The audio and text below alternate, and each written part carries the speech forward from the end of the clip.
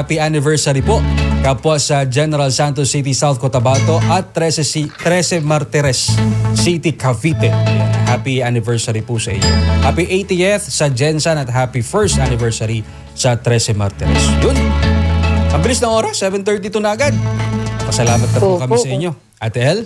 Opo, batiin ko lang po ng Ayan. mabilis dahil syempre si Manang Gladys Fernando, Yun. hello Manang, mula po sa Sanford, Florida, nanonood po siya at nakatutok. Kadante Brul, hello po and thank you sa panonood. Good morning po, Kadante.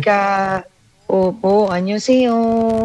Anyong Si sa'yo. Gabjun Oliveros. Ano po ang sa inyo? Si Gabjun Oliveros. Ayan. At yung iba po, babasahin po namin kahit na tapos na po kami. Tama, kahit off-air po. Siyempre. Ah. Opo, pero maraming salamat po sa lahat ng tumutok at sumubaybay po sa programang ito. Sana po, huwag niyo pong kalimutan na nasa iglesianicristo.net/INC Radio tayo at sa FB Live po at kayo din sa 954 kilohertz ng DZEM AM station. Ayan.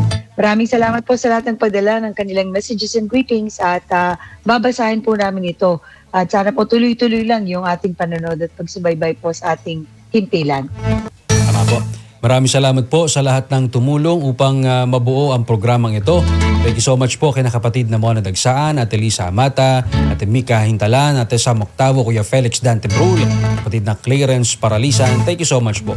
Kapatid na Daryl Perlin Cabo, kapatid na Arnold Cabatic, kapatid na Jenrich Rosario, kapatid na Ian Ferry, at kapatid na June Ibri. Maraming salamat po sa ating pangalawang tagapamahalang pangkalahatan ng kapatid na Angelo Eranio Manalo at maraming salamat po sa ating pong tagapamahalang pangkalahatan ang kapatid na Eduardo V. Manalo. Magandang umaga po. At yan po ang kabuuan ng ating pong programa sa umagang ito. Kami po ang inyong mga nakasama sa pangalan po ni kapatid na June Miranda. Ako po si kapatid na Mark Terante. At ako naman po si kapatid na Ella Aguilar. Samahan po ninyo kaming muli bukas araw po na Biyernes dito pa rin sa INC Radio. News and updates.